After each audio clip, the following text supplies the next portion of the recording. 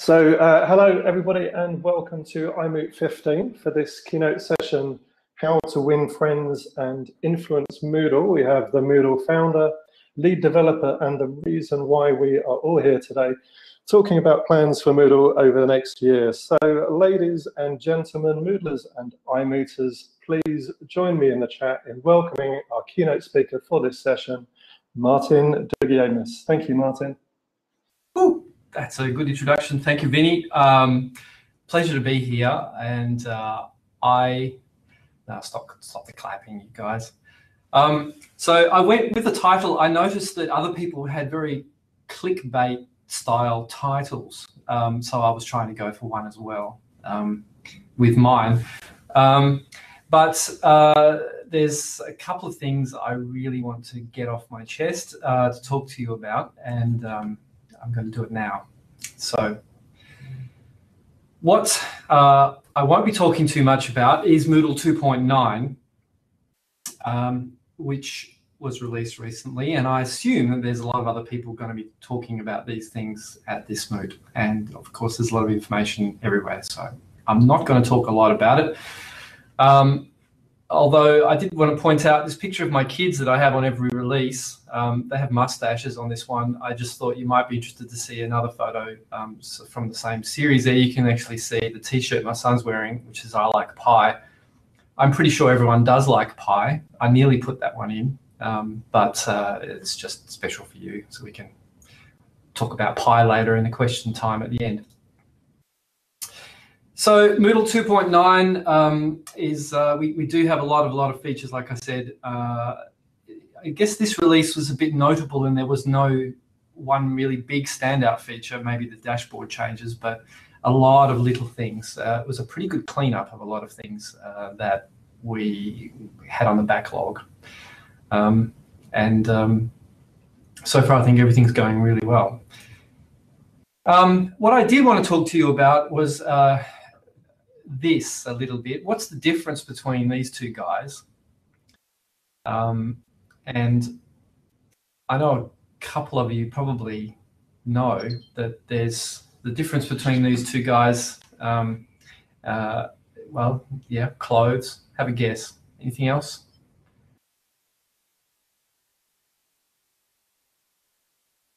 Facelifts, sure. Time, marriage. I don't think either of them can do marriage. Yeah, right. Well, lots of answers here. Look, I'm not going to keep the suspense too long, but I'm actually not really focused on the differences. I'm more interested actually on what's the same. So they have the same brain. For a very, very long time, our brains have not really changed, but obviously everything else about us looks like it has, our culture, our appearance, our actions, etc. There are three types of interactions your brain and my brain can have with the world, and you can break them down different ways, but you interact with other people around you in the culture, you interact with your environment, with physical objects and things that are out there, and you have reflection, internal interaction. All of those are forms of feedback, and there's feedback everywhere, and I want to talk about feedback, and this has been my thing for this year, is talking about feedback. So if you've seen me talk this year already, I apologize that I'm repeating this, but I feel it's really important. And when you talk about feedback, there are things we can all take from it that help us in what we are doing day to day. So physical feedback, you think of a child bootstrapping itself up from a helpless baby. Every little thing it learns, it does a lot of random stuff, and kids will move their arms around trying to touch things, and when they do, they have a success moment in their brain. At the moment of making that action, the success is reinforcing certain connections, synapses and neuron connections, and that's a process of learning through physical touch with the world. Same when you're driving a vehicle or making pottery, you're using feedback as a learning mechanism. In sport, feedback is part of learning to be good at sport. It's also your interaction with the environment, but as well you have interaction with usually a coach, or in a competition you have feedback from your competitors. And now there are more and more tools that give you feedback on your performance, which helps you develop and helps you learn those skills. In health, you have more and more feedback devices. There are lots of these monitors becoming popular, and it's about giving you information about what's actually happening with your health, beyond just on how you feel, which of course is another form of feedback. But this external feedback helps us notice what we're doing and what's going on, and helps us to try and improve it. That Apple Watch photo is a bit out of date now. I think it's been updated since that model. When you're in employment, most jobs will have some form of employee reviews, performance reviews of some kind. But every day really is a day for feedback from your fellow employees, from the people you work with or work for. Business in general has lots of feedback. You have things like surveys. We're all subjected to surveys from companies, but just every now and then, you really feel like filling one out. You are completely angry about something, or really happy about something perhaps, and you feel like giving that feedback. And that's quite valuable for a business to collect that feedback from customers. Key performance indicators are another way the business has feedback on itself, that it can watch what it's doing. And market research, and going out there and asking people what they need, what they want, and finding out what they can be doing. Software development, of course, we have a lot of feedback, and once you look at it, there's more and more. We are reviewing each other's code in software all the time. We're always looking at each other's code, and this is the beauty of open source. It really opens up the feedback process, so you get a better quality. We're all learning about software development by looking at each other's code, and that's a very powerful effect. If you look in the Moodle Tracker, you'll see we have workflows and processes in there where these reviews are now formalized, and we have, any code that gets into Moodle has usually gone through about 5 reviews of different levels, and testing and other things as well, which can be onerous. It can be quite difficult to push a piece of code right through that process. But when you do, we hope it has much better quality than ever before. And as people learn from that feedback process, the code they write gets better and better, and it gets in faster and faster. But social media in general is just a whole mass of feedback. You've got like buttons on things, you've got Google Plus buttons. When someone subscribes to your feed, that's a form of feedback that they like, or at least interested in what you're saying. When someone shares it, or someone retweets it or favorites it, you're getting this feedback, and it's quite, you know that feeling when you've done something in public, you've made a post or a tweet or an infographic or something, or a blog post, and you get a lot of people commenting on it and giving you that feedback. If it's something successful, you feel really good, and it's kind of a drug, and some bloggers get totally hooked on it. That's why we're all spending 80% of our time reading articles these days. There is a lot of this feedback on the internet. That's why social media works. So, talking about these basic feedback mechanisms, if you look at educational strategies that we talk about in education for so many years, things like project-based learning, or authentic learning, or quizzing, or scaffolding, or assignments, or group discussions, all these kinds of things, you can break them down into feedback. They're all providing structure and forcing or encouraging feedback in some way, so that these learning paths can happen amongst everyone involved. So it's all feedback. Even if you go back to the original stuff that I was talking about with Moodle in the beginning, and the pedagogical reference that I was using with designing Moodle as social constructionism, It's all about feedback. It's creating artifacts to demonstrate your knowledge. So that's a reflective feedback. So then you have to share it to as many people as possible, because then you give more people the opportunity to give you feedback and you get more feedback. And it's really what it is all about. So for me, feedback is like the universal law of education. It's kind of the fundamental unit underlying all the techniques that we do. It's that important. So what is good feedback? There's some a lot of people studying feedback, and there's some research on what is good feedback. Good feedback should be goal-based. If you don't have a goal, then your feedback is not really helping you get towards anything. You have no, you don't know how to use that feedback to go anywhere. The feedback should give you an external view as a learner. So you should have someone who's kind of reflecting, like a mirror, how you are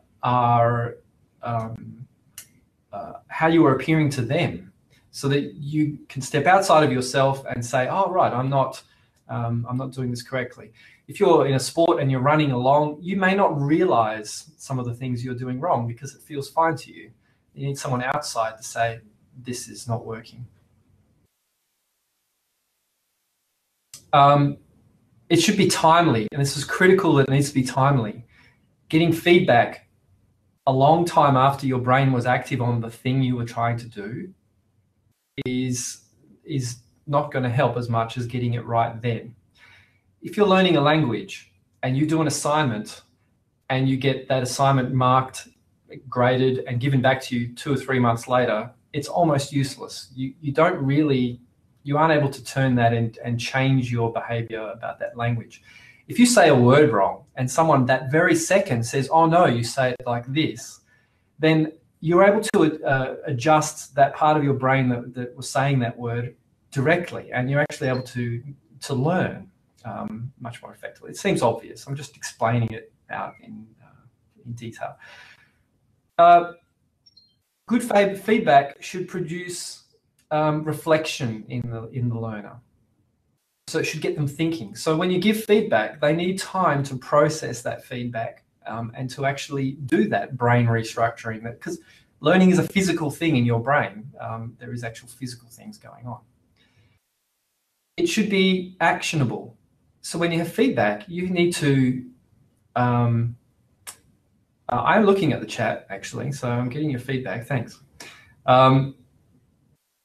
It should be feedback, so it should be actionable. You should be able to do something. If you can't do anything about it, if you can't change the thing that you've got the feedback on, then you're not really going to be able to learn as well. It should be consistent. So you need a feedback loop. Like the external feedback person, like a mirror, should be giving you that feedback so that you can constantly improve. You can see yourself progressing towards a goal. If the feedback is not consistent, it keeps changing left and right, you aren't able to progress towards your goal. What feedback is not? It's not advice. It's not what I'm doing now, necessarily. I'm not giving you feedback on anything. I'm just telling you stuff. The same thing as if you just go out reading content, there's not much feedback going on in there. Also, feedback is not just grades. Knowing that someone else thinks your stuff is worth 60% does not provide these other things. It doesn't help you improve. It doesn't help you change anything. So if you are grading something, the comments are probably more important for learning than the actual grade. The grade is just assessment. So how to build a good Moodle course? Just take those things on the last slide and turn them into Moodle. So first of all, make sure everyone knows the goals of the course. Simple thing, but it's pretty often that people don't do that in courses. Secondly, there should be frequent opportunities for participants to create representations of their knowledge. They need to be able to express it. They have to be able to write what they're thinking about that thing, their opinions or their answers, or their representations of that particular thing that they're supposed to be learning. You promote quality feedback among everyone. Feedback is to each other. So that way you get feedback happening in a timely way, and you get it happening in a very, a lot of it, you get more of it. If one teacher is doing the feedback, then you get less, because obviously one teacher is going to be spread very thinly. Then to promote quality and consistency, you need to give feedback on the feedback. So you need to be promoting a certain type of feedback, good feedback amongst the group, so that they're giving each other the good feedback, and everything's being effective. You need to be timely, of course, yourself. No point giving assignments back months later. If you're doing that, you're doing it wrong straight away. You need to be looking at probably smaller chunks of assessment and giving that feedback as soon as you possibly can.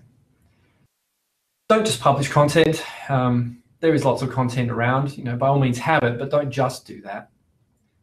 Don't just give grades without other feedback, like I said. And if everyone just had that, and I kind of want to put that right in the middle of the empty course when you first make a new course, then I think we'd have a much higher quality level of online courses in Moodle. So we need to work on making that more obvious to new teachers.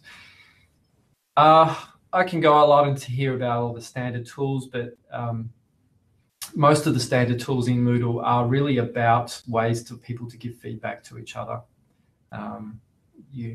Even quizzes have tremendous feedback capability. They look like a pure assessment tool, but in the quizzes on the questions, you'll notice a lot of the answers you can actually add feedback. And so you can give students instant feedback on their answer by preparing everything in advance. It's a bit more work to do so, but totally worth it. So you turn the quiz into a learning opportunity, not just an assessment opportunity.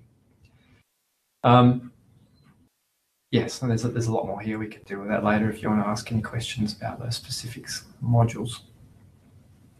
So now I want to take this further into Moodle itself and the Moodle project. So with Moodle, we need to make sure everyone knows the goals. We need to create frequent opportunities for participants to create representations of their knowledge. This very moot is one of them. A lot of people are presenting really interesting stuff to each other, and I know for certain that every single one of them learnt about their own topic by doing so. And then the feedback they're going to get from each other is invaluable. But that's the same throughout the Moodle project.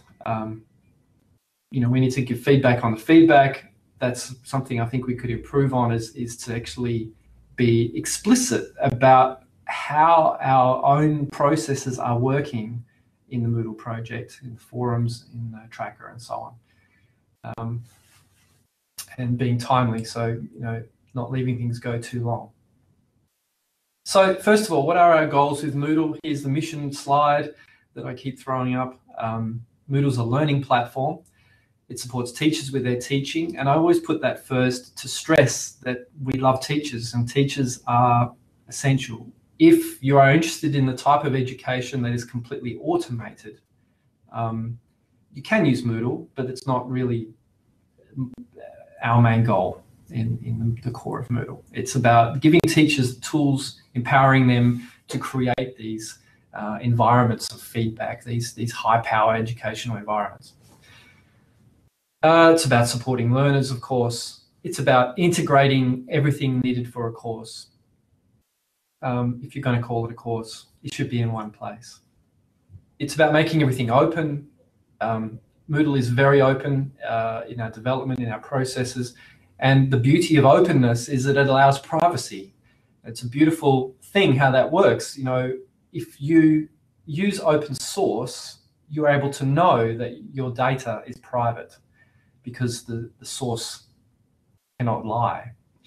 If you're using a closed source proprietary product or a cloud product, you don't know where your data is or who's got it or what's going on. So it's not as private.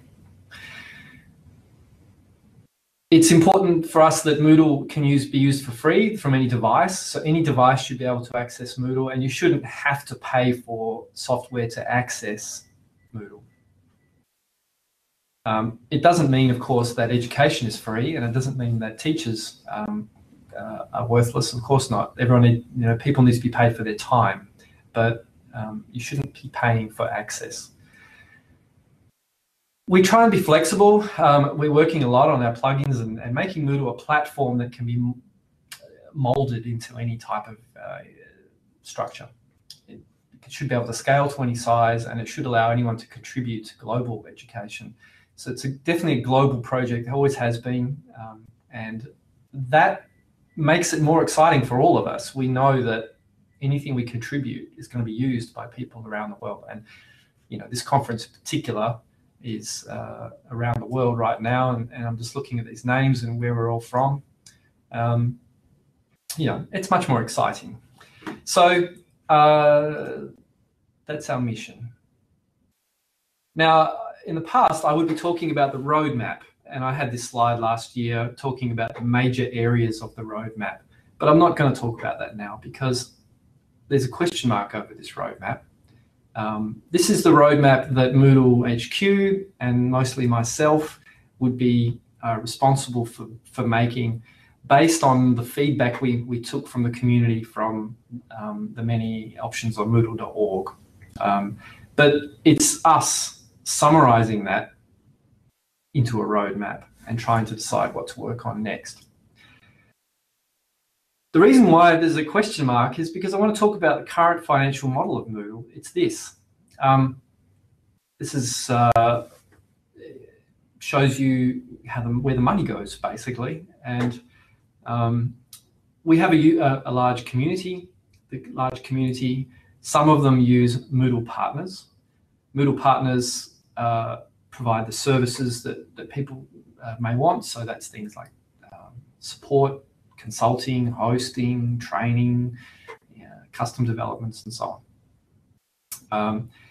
They give about 10% of their income to Moodle HQ, and that's all our income. All of our income comes from that, and we use that to develop everything in Moodle Core. So there's a limit there into how many people we can have. Of course, there's also development going on directly. The community are producing Moodle plugins and also internal developments themselves, customizing Moodle, which is the point of open source and is terrific. Moodle partners are also producing plugins and other developing stuff as well. And so, we have a wide range of plugins that fit on top of the Moodle core, and that's how our software gets made for all of us to use. We currently have 67 Moodle partners worldwide, and they're everywhere in the world, and they're all different sizes, but they're all contributing to Moodle this way. And they're great, and we could not be making Moodle without partners.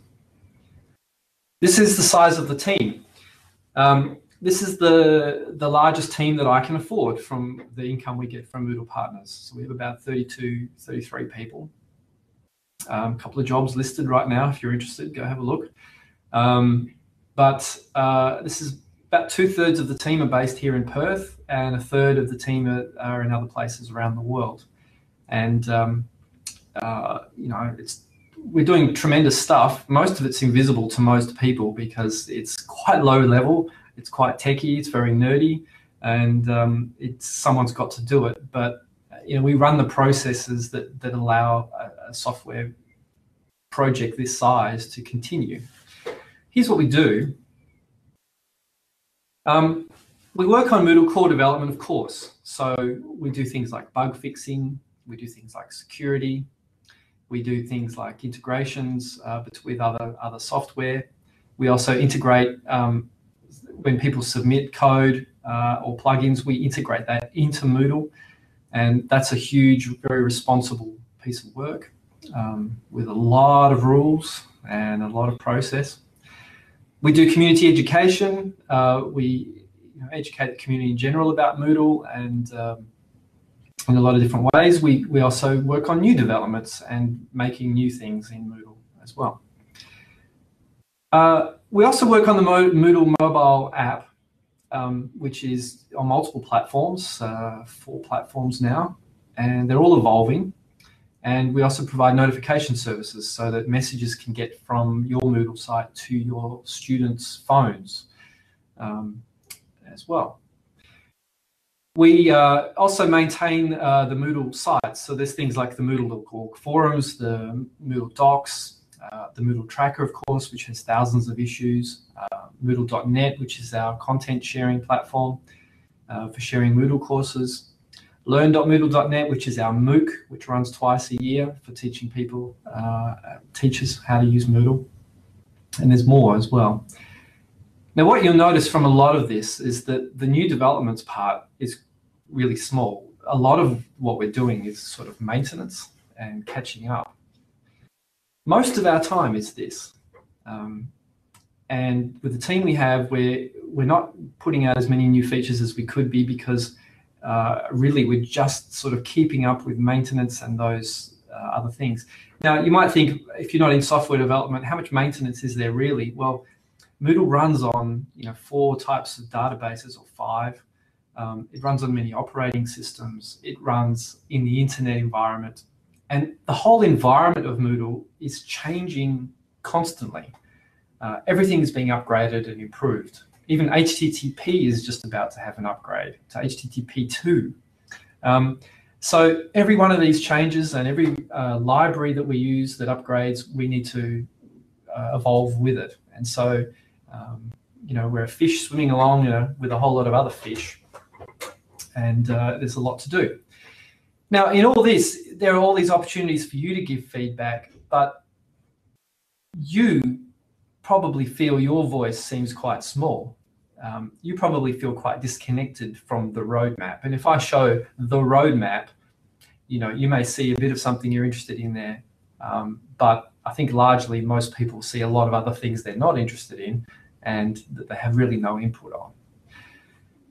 And even if you pay for your own developments, if you find the funding to make a feature for Moodle, it's very difficult to maintain it yourself, and it's difficult to get it into core, because when you try and get it into core, you will discover almost certainly that what you thought was a complete feature is not complete because there are other people to consider.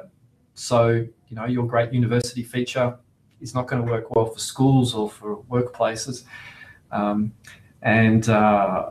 Perhaps even the technology, the way you wrote it, doesn't fit with how we do it in core, and so things need to be rewritten and so on. Things can be difficult to get into core, and it's a matter of work and practice.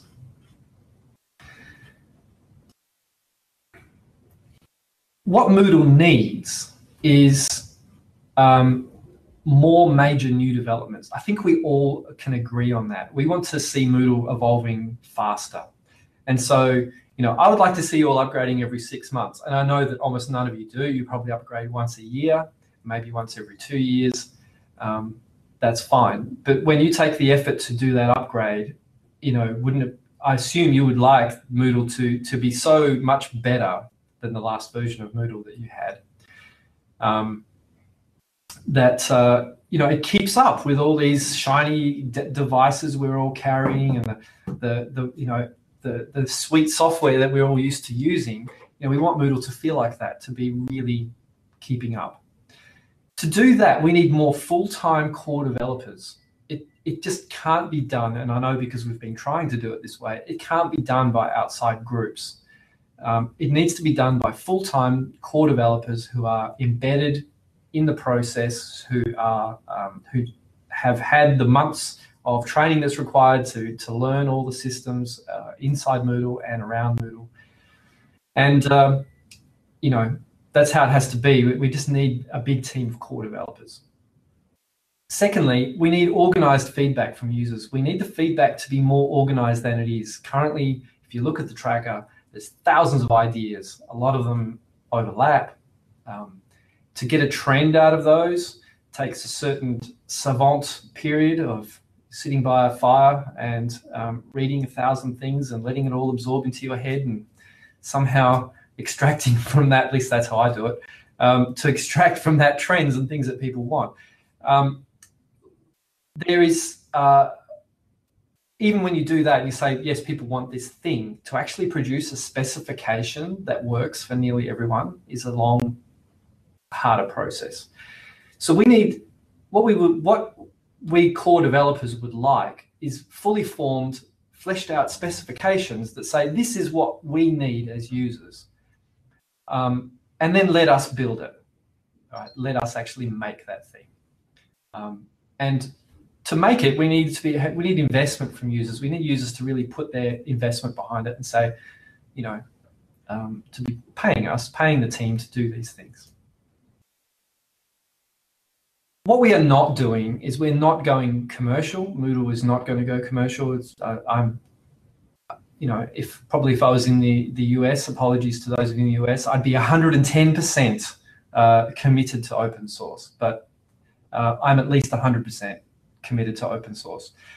Moodle will always be a GPL open source project. That's what the world needs. It needs one, and there's no worries there. We won't be selling out to any large companies. We're not accepting any venture capital funding, even if we could stay open source, because as soon as you introduce money into that equation and you have people who want return on investments, you will have problems down the track, just invariably, because that's just the way the VC train works. It's all about mergers, acquisitions, and people selling out at some point.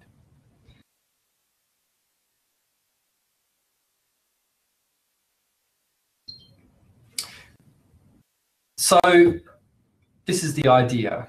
I'm following the chat slowly. I agree to a lot of it. Aaron, tip jar on Moodle.org. We have one. Donations don't work. People do not donate, and there's good reasons for that. It's not specific enough. And actually, most institutions cannot make donations. They're just not set up to do it. Here is the plan. And this is what we are doing and what we're launching. So we're launching the Moodle Association. The Moodle Association is about Moodle users working directly on the Moodle roadmap and paying for it. Those two things go together.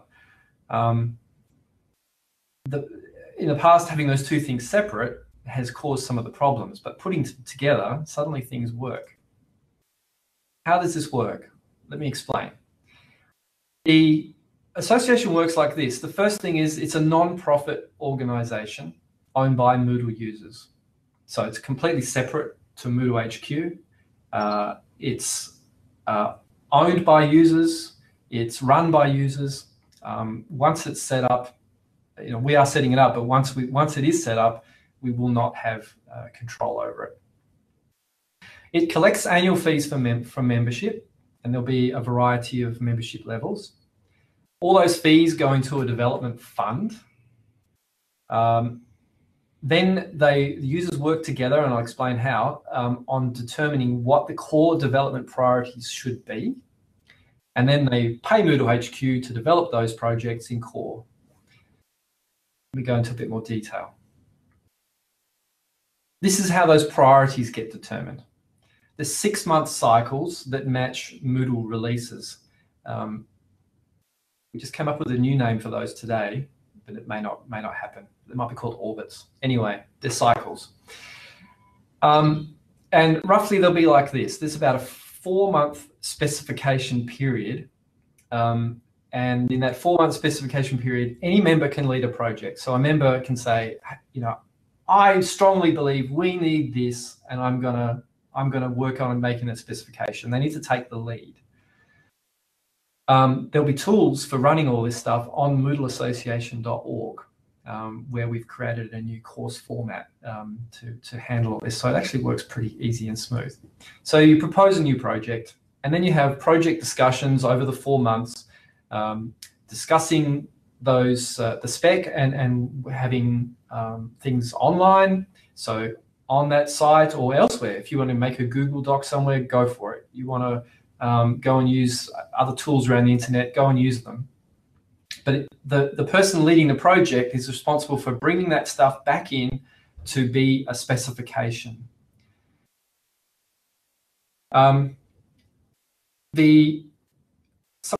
Tabitha, you're asking, how does this work alongside tracker voting? These tracker voting is still, everything we have before is still going to happen. Tracker voting is more about bugs. It's more about smaller things. This is more about bigger things, things that need specifications. I imagine these things will also be listed in the tracker as well, so people outside the association can see them. But the main work for this period, these 4 months, will be working on it internally. But there'll be consulting. It could be the document is on Moodle Docs or somewhere else public. There will be working groups at the Moodle MOOCs. So I'll get to that in a minute, but there will be working groups where people meet face-to-face to discuss these things as well. And perhaps this specification period isn't long enough for one spec. It may go for a period of 1 year or 2 years, right? It could go for quite a long time. Actually, the other interaction with the tracker, which I forgot to mention, is these projects may be, wow, this the lesson module really needs some love, right? So the project is to look at the tracker, to determine those priorities, to bring them together, and we make a lesson project, right? And we're going to tackle all of these things at once and give the lesson module a big boot. So, it all works together quite well. I'll answer some other questions in a minute here. I'll just finish this cycle. So then there's a 1 month quoting cost estimate period and finalization. So at this time, Moodle HQ will be putting like a cost estimate, and that's necessary so that people understand how big a project is.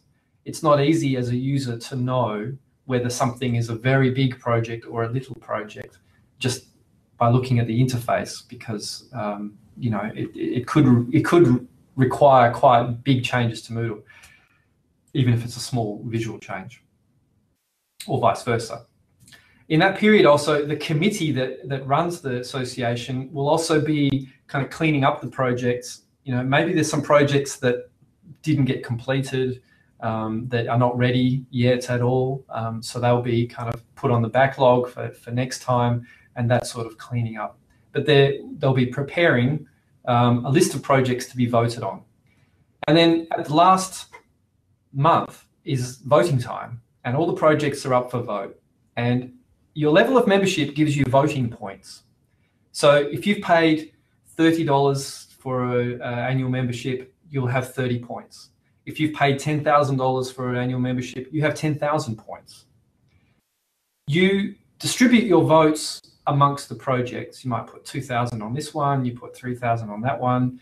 It's according to your own priorities as an organization or as a user. And at the end of the period, we'll then have a collection of votes. We'll know which project is the #1 voted project, which is the second, which is the third, and they'll all be listed. So let me go back to some questions here. So Ravi, you said it has a developer focus. Will Moodle teachers benefit from membership?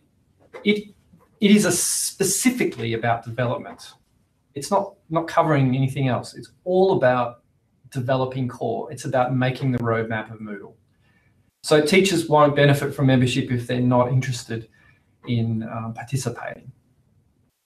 It's not meant to be for everyone. We still have Moodle.org. That's the community of all the things that happen there, people supporting each other and so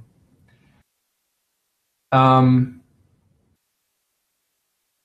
We will have quite a lot of different people in there. The plans that we have now is that when an organization joins as a member, they can have multiple people involved. So depending on how big the organization is, how big the membership is.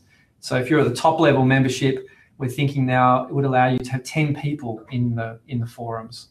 So there's the one person who paid for the membership in the first place, who controls it, and then they can invite other people under their in their membership. And that can be all kinds of people, designers, it can be teachers, it can be developers, technical people, non-technical people, whatever they think. All of those people don't get the vote. Only the one person per membership gets the actual vote, but they can still be involved. So I think we'll have quite a range of people in there. So Trish, you don't like the $1 for one vote? Well, it's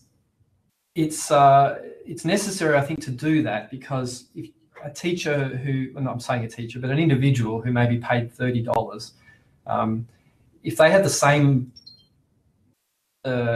decision-making ability over someone who's paid $10,000, then it's not really fair. In the end, the money is actually paying for the development. So for this particularly, right. Oh, that's what you're worried about. So no, Trish, there's a limit actually. The top level of membership, that's all the points you can get. If someone comes along with $1 million, they're not going to get 1 million points. They will just get 10,000 points, like the maximum level. So if they want to donate money and put it in the pool, great. But they're still going to be the same weight as any other organization at that level.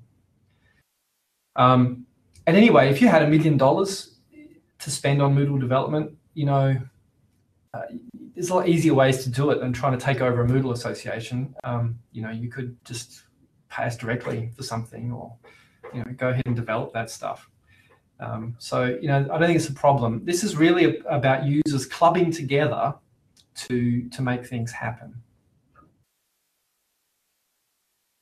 And I think, Andy, big backers are going to everyone is going to act in their self-interest. I mean, that's the point. We kind of want everyone acting in their self-interest because we want to collect all those self-interests and make a group interest. And this is just a mechanism for allowing that to happen deterministically, without all the politics that normally goes on. Okay, so let me go on. I know it's interesting and exciting. We can talk about it for a long time. We had a great discussion at the UK MOOC recently, and we still didn't cover everything. But within the next, if you go to, within next week, I should be putting up the first rules of the association, like a draft for comment. I'm requesting comments on it. And if you want to be notified about that, go to moodleassociation.org and join that mailing list. And we'll mail stuff out there. So at the end, the association board or the committee allocates the funds to the most highly voted projects. They contract Moodle HQ. We develop them at cost, at our cost. It's not about profit. It's about just getting things done. And they'll go in the very next release possible. So I think a lot of the time you may see the #1 feature coming out in the very next release 6 months later. And once that gets going, that cycle, I think it's going to be very exciting to, I personally I couldn't be happier to kind of take my hands off some of the roadmap and just let it be decided by you. I think it's going to be tremendous. So a little bit more details here. We have different tiers of memberships. So like I said, we're thinking currently 30 up to 10,000 per year. That's not finalized yet. Those are Australian dollars. So to go to US dollars, you need to probably do about 80% of that. To go to European, to go to euros, you need to, it's about 60% of that, 60, 70%. These are the kinds of figures that institutions have told us that they can pay. They can become members for things. They are members of lots of things, and this is another thing they can become a member of it. I said before they couldn't do donations, but they can do memberships. A lot of people have said, so I'm hoping this will be a good vehicle. There'll be a new board or a committee elected every year. At the moment, we're looking for some key founding members to be on that initial committee to launch it. And I've had already applications from lots of individuals, which is great. But I'm really looking for large institutions, name institutions. So when we launch this thing properly, we can say, these are some organizations that are behind it, and it'll just help it get off the ground quicker. Now, there's no other benefits to being a member other than you're a member. It doesn't give you any. It's not a certification or anything. It just shows that you may get a badge you can show I'm a supporter of Moodle. it's not going to say you're particularly good at anything. You can't use it as a professional certification. You can't say that I'm really great at teaching, or that I'm really great at giving Moodle services, and you shouldn't. It's just saying that you're supporting Moodle. So yeah, the new financial model from this year will be like this. So we'll have the Moodle partners still going strong and providing services that are necessary, and their funding will be taking care of the things that are not so sexy, if you like. They're making they're making us unsexy lot work on the core of Moodle, on the bugs, the security, the sites, the community stuff, all the processes and the training of developers, the hiring of developers, all that stuff. That's all, Moodle partners are covering it. But then for the big new features, the association will be providing revenue to us to make those happen. And I think the end result will be a much better Moodle with a lot more evolution, a faster evolution than we currently have. And we'll still have the plugin space with people developing anything they want at any time and publishing it to each other.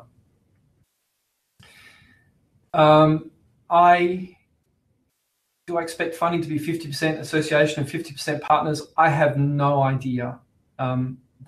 Seriously, if we had 200 developers, I know we could find use for them. If we had 300 developers, I could find use for them. There is so much we could do. Just go look at the tracker and see how much is outstanding. Look at the modules, and some of them haven't evolved in years, and think of how much better they could all be. There's a lot of work. So, if we have that problem, the association will have that problem, not me. That money will be targeted for Moodle development, but they may want to invest it, get interest from it, whatever. Maybe that's going to be, the cornerstone supplying Moodle anywhere it needs to go into the future, where we all want it to go.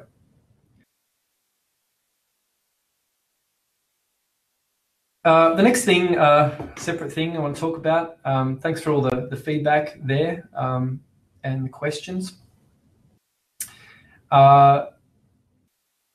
We are having a concept of official Moodle MOOCs. And so, as you know, Moodle HQ has started running some Moodle MOOCs. So we're running the Australian one this year. That's happening next month. We're doing the US one, sorry, not next month. Probably gave some people a heart attack. Beginning of July. Then we've got the US one happening in August.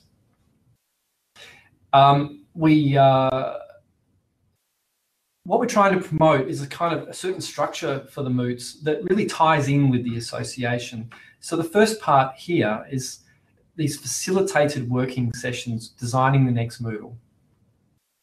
So the idea is that there are, alongside the other things that happen at the MOOC, sessions where we have facilitators working through a process to look at particular development projects of Moodle and to help work on these specs.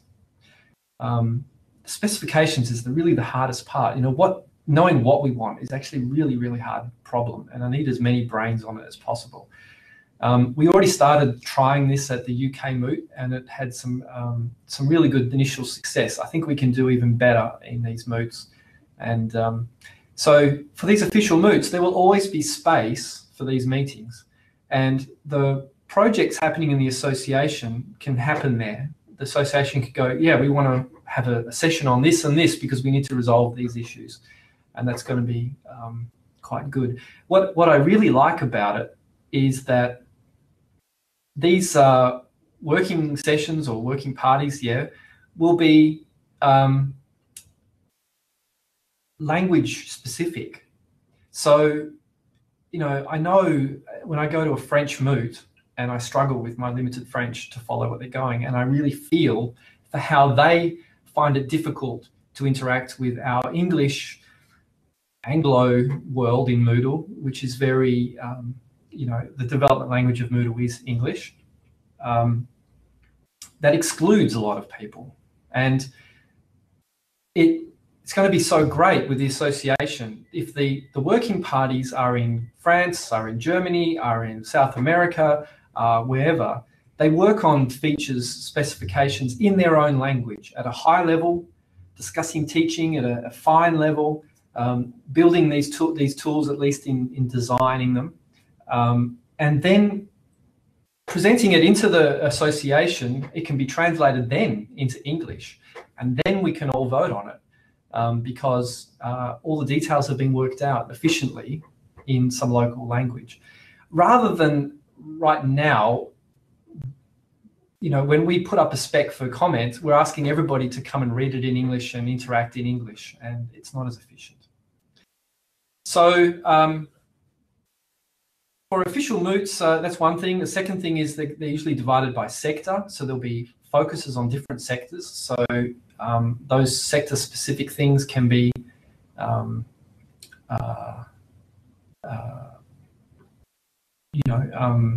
can be focused on. Sorry, I was trying to read the text at the same time. They can be listed in the program. Fewer choices, so I don't like to see too many streams going on at once. 2 or 3 is maximum that I like personally. And I've had good feedback on conferences when they had smaller streams. Professional video recordings is a must. So all these MOOCs will be recorded really well and put into an online library, and that'll be at moodlemoot.org. So there'll be streams there, you can feeds you can tune into, and you'll get regular videos coming from all the MOOCs around the world about Moodle. And it'll be like iMoot, basically 24 hours a day, 365 days a year. Except you won't be able to interact with the video, but which is the nice part about doing this here. And we're also encouraging research and development. So Michael Durrard is our research director, and when he's got a bit more time to focus on the research again, he's really going to be working on that. We had our Moodle research conferences. We had 2 of them, and they were fun and quite successful, but very hard work and often hard to convince people to come to a research-only MOOC. Whereas now they're going to be, the research parts will be more integrated in these larger MOOCs. And I think it's going to be pretty cool. So yeah, this is the Australian MOOC coming up. Oh, that's a good idea, Marion. Have a plug-in for the videos. So if you're Australian, you probably know who Adam Spencer is. If you're not Australian, you probably don't. But he's a very well-known person. I'm looking forward to this sort of thing. This is the one in August in the US. It's going to be in the Twin Cities, in Minneapolis. Yeah, it's going to be exciting as well.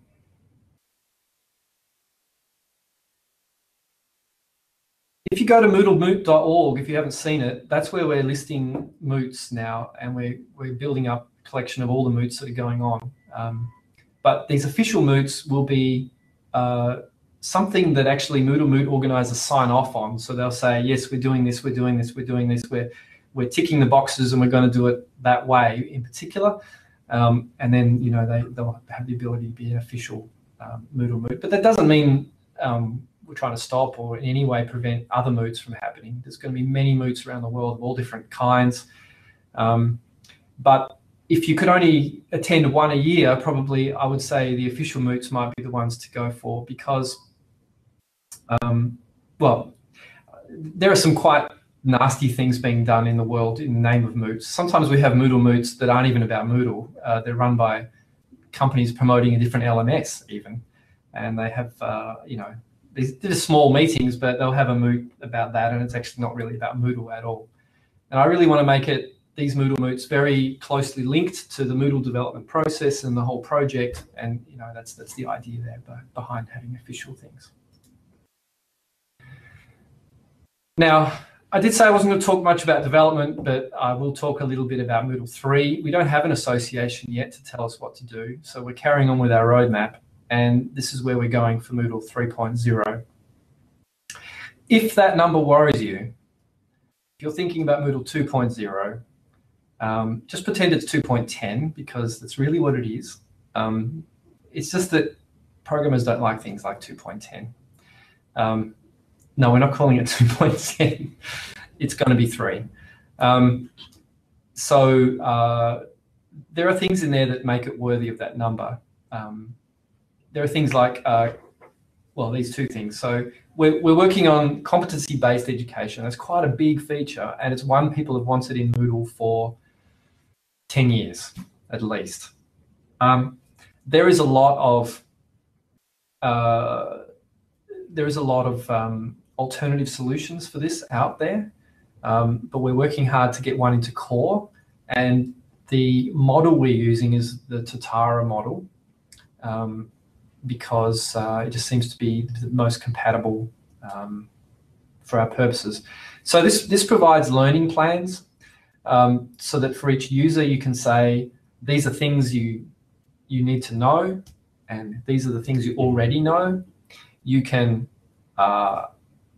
prove you know it either through achieving outcomes in the courses or through a portfolio system where you provide documents or proof that you know this thing, and somebody just says, yes, they know this thing. It's a nice, simple, basic system. And the point of it would be so good to have these structures in core, then people can build on top of it. Moodle is a learning platform. They may build other interfaces, other tools around it, but we need these basic structures in core. Secondly, we're planning to work on improved grading interfaces in assignment and elsewhere. So if you're familiar with things like dual grader, that Moodle rooms have code that's been waiting for us to look at for really 2 years now. There's also some other ideas for grading that's come out of some university friends of ours, and we are looking at all that together. This stuff will be published more publicly very soon as a kind of spec, so you can see all the details. There's quite a bit of things going on in there.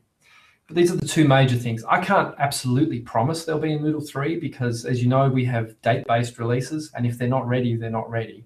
But that's what we're working on for 3, as well as a lot of other stable fixes and all the usual stuff that we do. Okay. And this is that. That's me. That's all I wanted to talk to you about. And thanks for sitting in with me. I think I'm just squeezed into under an hour. We had questions as we went. Is there anybody feel like their question wasn't answered or they want to ask something now? I'm available.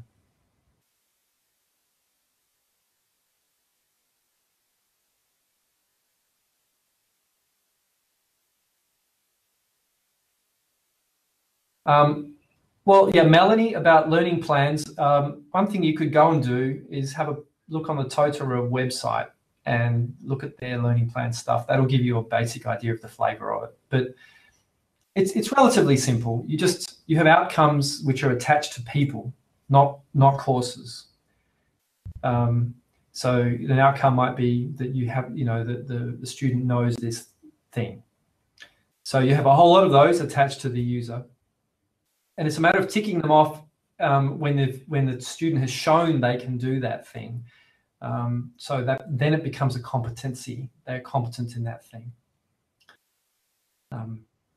And to tick that off, it can be automatic. So you might have done a course, you've passed the course, therefore the outcomes of that course show that you can do those things. Or it might be more manual. That'll be simple. Yes, learning plans. I mean, this competency-based education really it works for workplace. Workplaces are all built around that, and all the vet sector stuff, of course. But even in schools and universities, it's still useful. It's useful for basically everyone. And so we're trying to build it in a we're not saying it's a corporate feature. It's just a competency framework feature. That can be extended and modified and used in different ways for different sectors. Joshua, you said outcomes are not tied to activities. Initially, and I say initially, they are not, but we're working our way down from the top. there was some other outcomes code from Moodle Rooms, which was really great and went through a big specification process with the community, you may remember, about 2 years ago also. And that was very focused on tying outcomes to even individual rubric items and so on. The problem with that, starting so low level, is that it turned out, in talking to lots of people, that it wasn't useful. It's not useful to have outcomes tied to individual rubric items. And although it is useful for some people, but the second reason was that it became very, very complex, very, very complex in the UI user interface. So you could assign outcomes, connect them to rubrics, but also connect them to activities and also have them connected to courses. And it starts getting very tricky, and the interface was getting very confusing. And I actually, it was my fault. I put a stop on it because we weren't sure on how it was all going to work. And I was really worried it was getting too complex. So what we're doing now is starting with the simple structures at a user level, and we're working our way down into that mess through the courses. So the first step is to get it working at a course level. So if you pass the course, then you have proven something. And that lets the teacher do whatever they want with their assessment inside the course. And then we can go down deeper into the activities and extending it down. You know, it gets complicated when you start thinking, do you have a competency in one assignment in this course? Can you add that together with the same competency in a rubric in this other course? Can you add those two things together? And how do you add them together? And who's responsible for adding them together? And it gets tricky. Now, about the portfolios, you might be exaggerating here. We're not putting in a whole portfolio system into Moodle, but what we are doing is allowing the student to connect their portfolio items to competencies in Moodle. So it may very well be they're using Mahara and they just choose some things in Mahara and say, these things prove I know this competency. So it's just linking the competency to the items. We're not building a whole portfolio system at all. It's really just about that connection. What's not possible, Siggy, if it is, show me how, but we don't have that structure in Moodle. We don't have competencies to users in Moodle.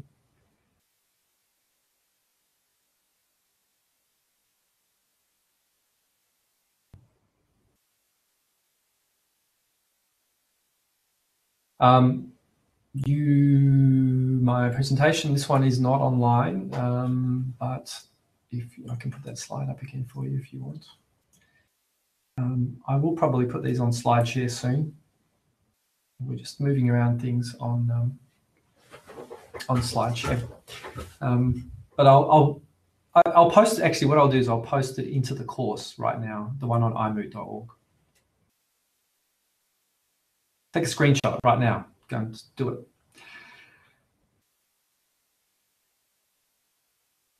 Okay. Well, we could probably talk forever, and I'm loving this. I don't know how we're going. If Vinny, have we got time? How are we doing? Should I be shutting myself up now? What's going on? Thank you, Martin. Yeah, as long as people are happy listening to you, you can carry on talking. The next session starts in 25 minutes. So if there are some more questions, then if you've got the time, then that would be great to have a little bit more. While I'm talking, I may as well do the official thank you very much for your time today, Martin. And also thank you for the support Moodle HQ has given to the iMoot this year and over the past, how many years we've been going? 5. And thanks to everybody else who's attended this session. And please keep the conversations going either here or in the forums following up the sessions afterwards. So thank you again, Martin. Cheers, Vinny. There was another question someone had, Melanie, about the plugins. I don't know. I can't tell you if there's any plugins being integrated into Core. I really don't know. We'll look at them as we go. I doubt it because we're kind of overworked with what we have. and also because our general approach is to not put too many plugins in core. We try and keep them in the plugins database and make them easy to install when you need them. So there's no candidates that jump out to my mind right now. I think what might be happening potentially is in the area of themes, if anything. All right. Well, thanks, guys. Thank you. It's lovely to hear from you, and nice to talk with you. And just keep an eye on us. We'll have a lot more news about all this stuff coming out soon. See ya. Thanks all.